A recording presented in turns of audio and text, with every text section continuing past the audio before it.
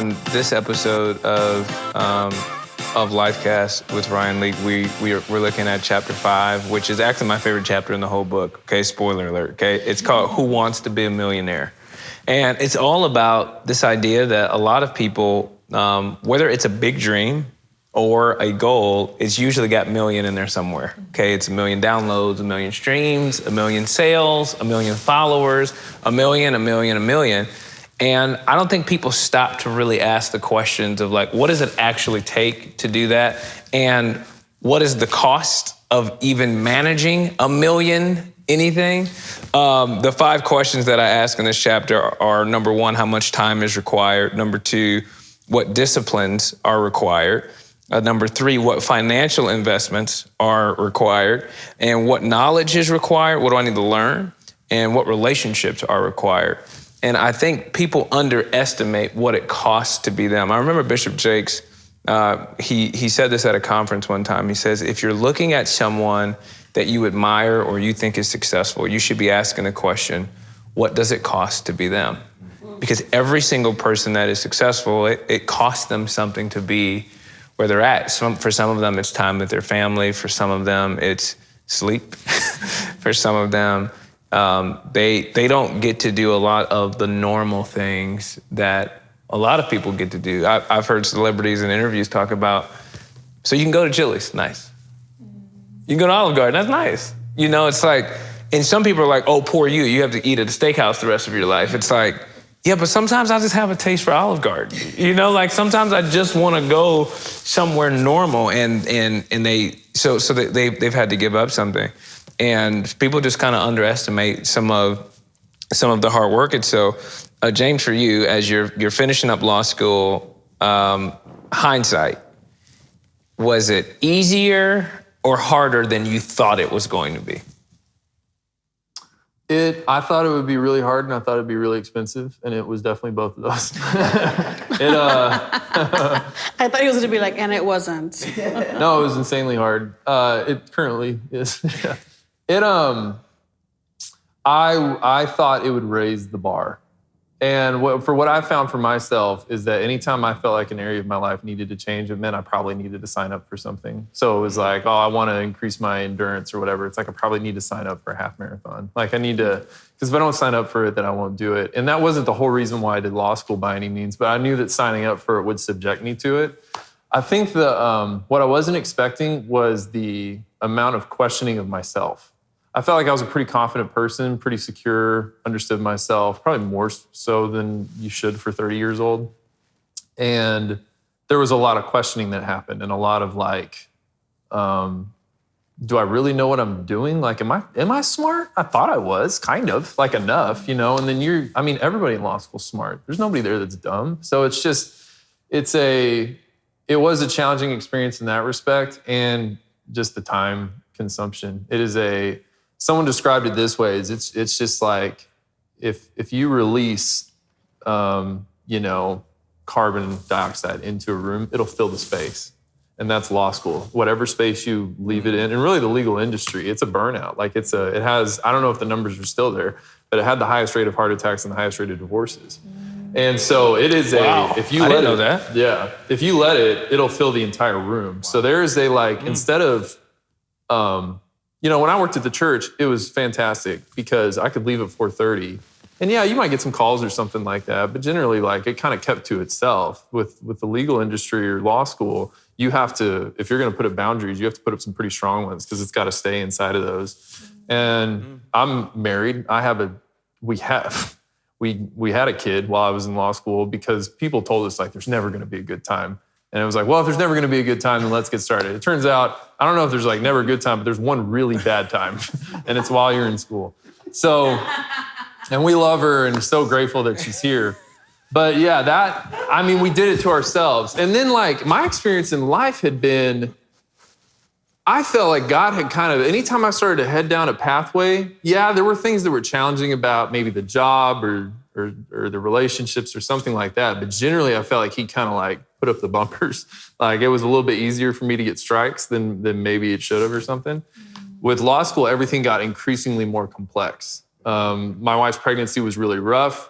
we thought she was going to be able to stay in where we were at with school, and she had to be back in Dallas. So we were in 2 different places. So I was gone 5 days a week, then driving back. And then there was a period of time where I was commuting from Dallas to, it was an 1.5-hour commute to Waco.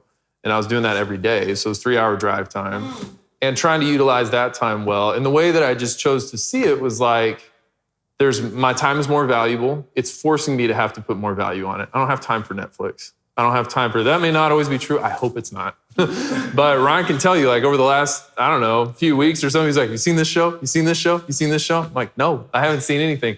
And it's not because like I love those shows and I want to watch them, but I'm a better student, I'm a better husband, and I'm a better father when I'm just not tied to those things. So it's put a higher quality on it. That didn't need to happen whenever I was a student pastor or shift supervisor. There just wasn't the value on time. So some of the things that I wanted to have happen, where I was more responsible, or I took more initiative or something, law school forced it into that. So it was it was a keystone. It was like that, implementing that thing in my life, it made everything more difficult, but it also it gave me a great reason to make some necessary endings.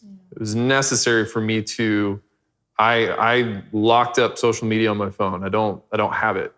There's a password for it that like I can't even get to it if I wanted to. And those were some things that I was like, I just need these boundaries in place, and I had to get them. So it was, it's had that kind of fruit from it, I guess, is what I'm saying. But in a lot of ways, it's much harder than I thought it would be, and I thought it was going to be difficult. Yeah. And you talk about you had a kid being in well, you didn't. Ange did. You were there. And Chastity, you have two little ones that you had back to back fairly quickly. And now you're an entrepreneur. Well, one, tell us about what you're doing now, because I want our listeners to hear about your products and services. Talk about that. And then I want you to talk about what is required. What's the behind the scenes of managing little ones, managing your time now that you're an entrepreneur and you've made that transition from a steady income. Talk to me a little bit about your behind the scenes. Yeah, so the first one is I have an online practice, so an online therapy practice for moms in Texas. That's my population. When I became a mom, I was like, oh yeah, these are gonna be my people, because there's a lot going on here. Yeah. And I felt like that was the way that I needed to walk in. So I have that online practice, and then I have an online membership community for moms as well, but it's more so focused on the shift in identity, that sense of losing self. When you think about identity, it means repeated being. And when you become a parent, most of you guys know this, and you've taken care of a lot of kids before, this sense of repeated being comes to a halt. You're no longer repeating a lot of the things that you used to do. And so this sense of identity feels hijacked. And so that membership is to talk to that and to rebuild that sense of identity. And so I have that. That's amazing. I never...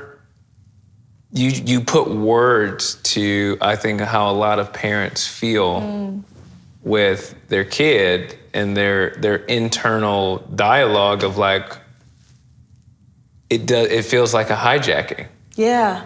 It really does. Like that's a very powerful word, and I think it's worth pausing enough for someone to like own that like moment of like, man, this was hijacked, and I feel that, and this is a service that helps people rebound from that. Yes. So how do they do that? Yeah, lots of different things. Give me a free session right now, come on. You can find out at mombelieve.com. That's right. For $99. But yeah, I think a lot of the work has to do with these internal messages that we soak in about what it means to be a mom, a parent, what it means to even be, business owners, and these timelines and these images that are pseudo-images that we have about, these roles that we take up. And if we are missing the mark, we feel like we're failing. We feel like we've got it wrong. We followed the wrong path. We're doing something, that's off the mark. And a lot of that is going back to this place to say, what I am doing is valuable. even if it doesn't look like what I see on Instagram or on that hot movie or talked about in this particular podcast. What I am doing, who I am, is valuable. Yeah. And it's enough. It is enough. So I do a lot of talk about rerouting those messages. I do a lot of talk about what are you doing on an everyday basis that allows you to stay in tune with your emotional, physical, and spiritual self, because again, that repeated being, you have to then put new things in place. Yeah. I talk about like trying to fit into an old pair of jeans. If you're trying to go back to this like pre-kiddo life, you're trying to fit into these old pair of jeans, and maybe you gained a little bit of weight. You can't wear the same jeans you wore before you had You kids? can't wear them. I didn't know that. I don't know. Well, I mean, It just depends on the it depends. But It depends we're on the talking about hypothetical. hypothetically speaking, you're right. You're right. So, so you have a couple options, right? Right. You could adjust your habits, your choices to try to get back into those old pair of jeans, or you can switch some jeans for some leggings, or whatever you want to do. Lulu. But you have choices, and I think a lot of it is being able to tell people and empower them that you have choices, that you don't have to be like, this is the end of my life. Or even what we're talking about, like, I'm just gonna be stuck in this job. I'm just gonna be, not going after my dreams. It's like you have a choice. It might look very different from what you envision. You might be much older, much younger, in a relationship or not in a relationship, right? But you have a choice. And it's, there might be some different mindset things or some physical things that you have to do in order to do that. So My wife tells me you're working on an app. yes. So the app is Don't tell nobody. So you got this app. Okay, so like, how much does an app cost? I mean, just like, I just want people to get like very practical on some of these things. I think people have really great ideas. They don't always have great action plans. Yeah. And realize like, part of this chapter is really trying to help people count the cost. Yes. So what were, so you got this app idea. Where do you go with that? Where does one go to get an app built? I know you're not building an app. Please don't tell me you're doing that. Because if you are, you're building that. So the structure of the app is built, but I'm customizing it. How do you do that? Well, I mean, it's simple-ish. Like you pick the colors and the font and what pages show on the app. Like what's the app building software? It's from a tech company that has built the template for my website. Okay. So they have generated, right? Yes, the outline of that. What was the first step? Like, did you reach out to this company? Like, how? So they're known for it's kind of Who like... is they? We're trying to get a... Look, we want our audience... Ryan have been trying to start this app together. we're trying... Our audience, for every person listening, watching right now, this is, I want to build an app. I want to give them a very, very practical go. Like, if someone wants to build a website, I tell them, you need to go to squarespace.com, Wix, WordPress. It is a very practical next step. Someone wants to build an app. What do they practically do? I mean, are you trying to like hide this company? No. Are you trying to like, is it like your cousin? You don't want us to know? You don't want to put Pookie on? There's a third party in Russia that'll... Like, you're being secret. What's the, I want a practical next step.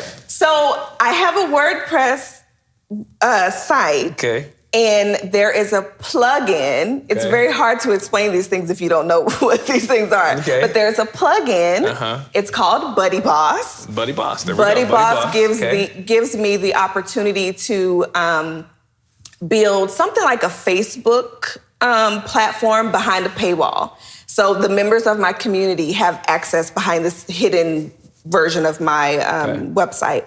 So Buddy Boss also created the outline for the app.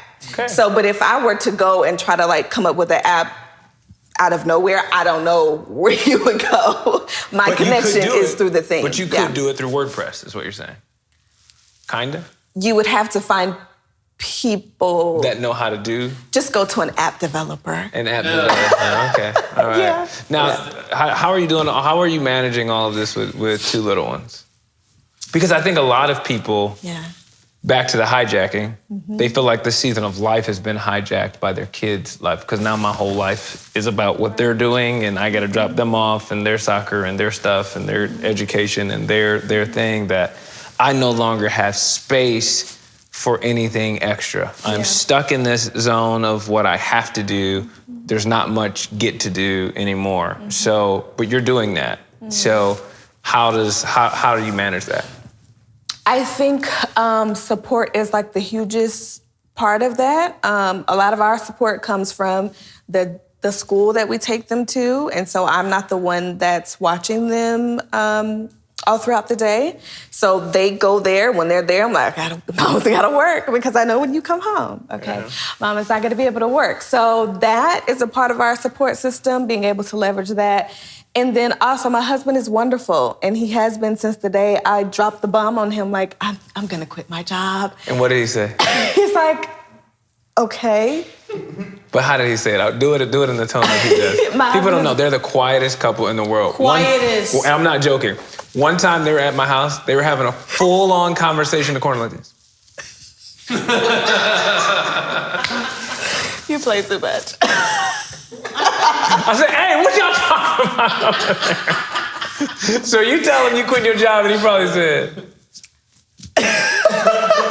No, he wasn't shocked, which shocked me that he wasn't shocked. I'm like, it came out of nowhere for me. Why did it come out of nowhere for you? You should have known I was doing juggling all these things. Nothing moves that man. Nothing. He's like, okay, like tomorrow? Or Did you already do it? did you already do it? I'm like, no, I don't know when. I don't know when this is gonna happen.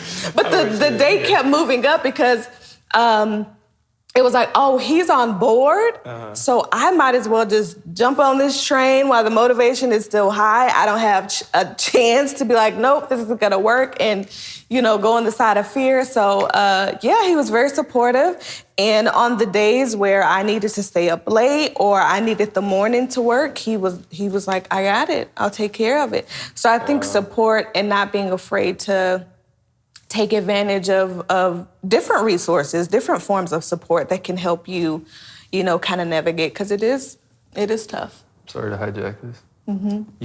Whenever you were talking about identity, you were saying repeated, how did you say it? Repeated being. What? I know you said something real quick about that. Can you unpack that, though?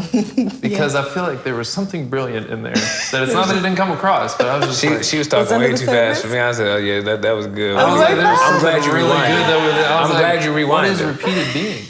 Yeah, I mean, so the being, right, the self, it's like all of these different ideas, thoughts, behaviors, beliefs, values, all of these things that we repeat, we just regurgitate them every day without even realizing it, right? So if you grew up in a household where faith was a big component of the family structure, you go to church, you read the Bible, you go to a faith community, it's repeated every week. That's what you do. And it's embedded in your identity, right?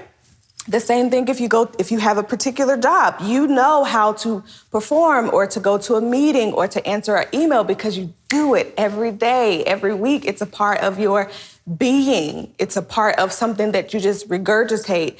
And so a lot of times, again, when you're even starting any transition, right? When you're doing entrepreneurial work, you're starting something new. So you're resetting parts of your identity, because you're like creating these new circuits, like, oop, don't go that way, you gotta go this way. This is the train that's gonna help you like take on this new role that's necessary for this. And even when it goes back to like, what did you have to sacrifice, or what was the cost?